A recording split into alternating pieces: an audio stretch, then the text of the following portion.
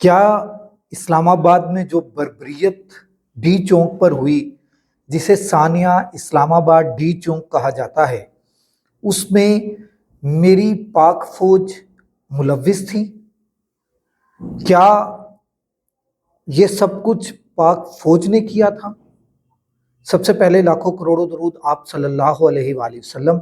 اور آپ صلی اللہ علیہ وآلہ وسلم کی آل پاک پر اور اہل بیت پر۔ جی دوستو، میں نے انتہائی نازک ترین موضوع جو ہے وہ چھیڑ دیا ہے۔ یہ انتہائی نازک موضوع ہے اور میں آپ کو یہ بڑے ہی وثوق سے کہتا ہوں کہ یہ جو سانحہ ڈی چونک ہے، یہ سانحہ ڈی چونک اسلام آباد 26 اور 27 نومبر کی درمیانی جو رات تھی، اس رات کو کیا یہ جو لوگوں کو پرامن شہریوں کو گولیوں سے بھون دیا گیا، کیا اس کے پیچھے پاک فوج تھی؟ کیونکہ میں سوشل میڈیا کے اوپر بہت زیادہ دیکھ رہا ہوں کہ پاک فوج کو بہت زیادہ نشانہ بنایا جا رہا ہے کہ پاک فوج نے یہ کر دیا کہ دن کے ٹائم انہوں نے ہمیں گلے لگایا اور لاؤڈ سپیکر سے اعلان کیا کہ جناب ہم آپ پرامن رہیں، ہم آپ کو کچھ نہیں کہیں گے۔ یہ سارے معاملات دن میں ہم نے دیکھے اور رات کے اندھیرے میں تمام لائٹیں بند کر دی گئی اور اس کے بعد گولیوں کا بچھاڑ ہوئی، گولیوں کی برسات ہوئی، اور جو پاکستان تحریک انصاف کا سوشل میڈیا ہے وہ کہتا ہے کہ 400 500 278 مختلف جو ہے وہ ایک فگر دے رہے ہیں، اور ہمارے جو الیکٹرانک میڈیا ہے وہ کہتا ہے کہ کوئی بھی وہاں پر کیزویلٹی نہیں ہوئی، کوئی بھی شہادت نہیں ہوئی، کوئی کسی انسان کو گولی نہیں لگی، کوئی انسان گولی کی وجہ سے نہیں مرا۔ یہ سارے معاملات چل رہے ہیں، مگر میں نے اپنے وثوق ذرائع سے جو چیک کیا، جو معلومات لی ہیں، وہ ساری معلومات کے تحت میں اس نتیجے پر پہنچا ہوں کہ میری پاک فوج، میرے ملک کی فوج کبھی بھی اپنی عوام کے اوپر گولیاں نہیں چلاتی۔ میں پھر بڑے ہی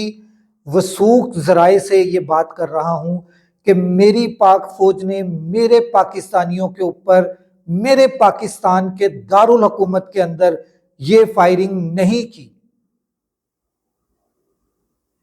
یہ فائرنگ انہوں نے نہیں کی۔ کس نے؟ میری پاک فوج نے یہ فائرنگ نہیں کی۔ یہ وہی گلو بٹ ہیں جنہوں نے ماڈل ٹاؤن کا سانحہ کیا تھا۔ جس طرح آپ نے اس گلو بٹ کا حشر دیکھا کہ اس کا بیٹا اس کی چارپائی کے پاس بیٹھ کر ہاتھ جوڑ کر لوگوں سے معافیا مانگ رہا ہے کہ یہ میرا باپ ہے جس نے سانحہ ماڈل ٹاؤن کیا تھا، لوگوں کو بے انتہا وحشانہ طریقے سے مارا تھا، تو یہ میرا باپ پڑا ہے، اس کی حالت دیکھ لیں کہ یہ نہ کچھ کھانے کے قابل ہے اپنے ہاتھ سے، نہ ہی اپنی نجاست کو دور کرنے کے قابل ہے، نہ ہی اس کا اپنے چھوٹے پیشاب پر کنٹرول ہے، نہ ہی اس کا اپنے بڑے پیشاب پر کنٹرول ہے۔ یہ اسی طرح کے گلو بٹ نے یہ ساری کارروائی کی ہے۔ ابھی تک پاکستان تحریک انصاف نے 12 لوگوں کا ڈیٹا دیا ہے کہ یہ وہ 12 لوگ ہیں جن کی ہم تصدیق کر رہے ہیں کہ جو گولی لگنے سے سانحہ اسلام آباد ڈی چونک میں شہید ہوئے ہیں، ان کے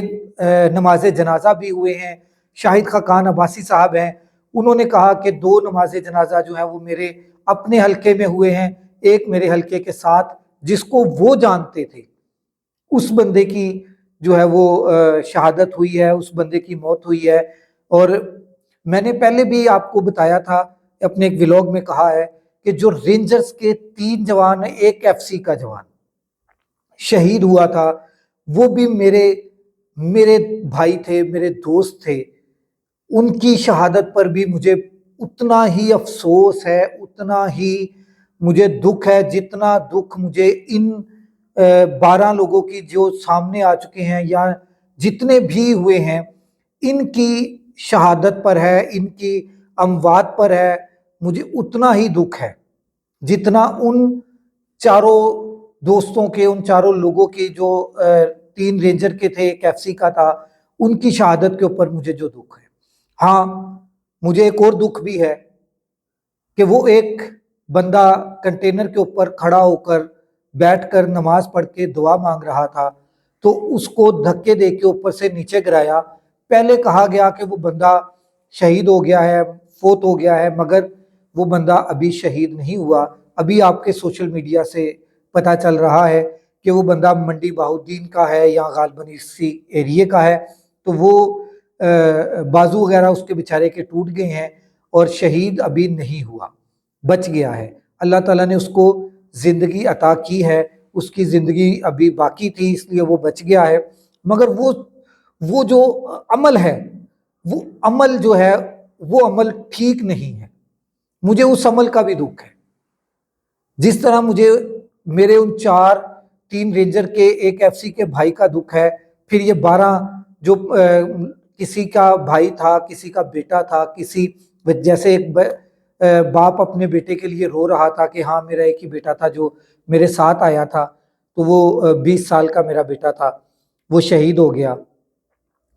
جو پاکستان تحریک انصاف کی لیڈرشپ نے کیا وہ ایک الگ ٹاپک ہے، اس پہ میں بات کرنا ہی نہیں چاہ رہا۔ میں صرف اس وقت بات اصل جو کرنا چاہ رہا ہوں وہ یہ ہے کہ میری پاک فوج نے ایسا کچھ نہیں کیا جو سوشل میڈیا کے اوپر اس وقت چل رہا ہے۔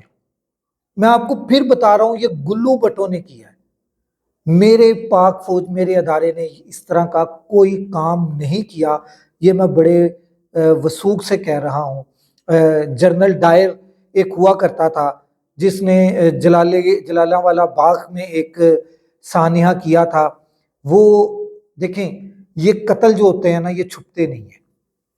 خون جو ہوتا ہے یہ رائے گاہ نہیں جاتا، نہ قتل چھپتا ہے نہ خون رائے گاہ جاتا ہے، یہ دونوں چیزیں جو ہیں لازم اور ملزوم ہیں۔ جس نے قتل کیا ہوتا ہے اس کو سزا ضرور ملتی ہے، میں پھر کہوں گا کہ اس کو سزا ضرور ملتی ہے۔ کس طرح سے؟ آپ نے گلو بٹ کو عبرت کا نشان بنتے ہوئے دیکھا ہے، آپ دیکھ سکتے ہیں کہ گلو بٹ اس وقت عبرت کا نشان بنا ہوا ہے۔ اسی طرح جو سانحہ ماڈل ٹاؤن کا گلو بٹ تھا، اب جو سانحہ اسلام آباد کا گلو بٹ ہوگا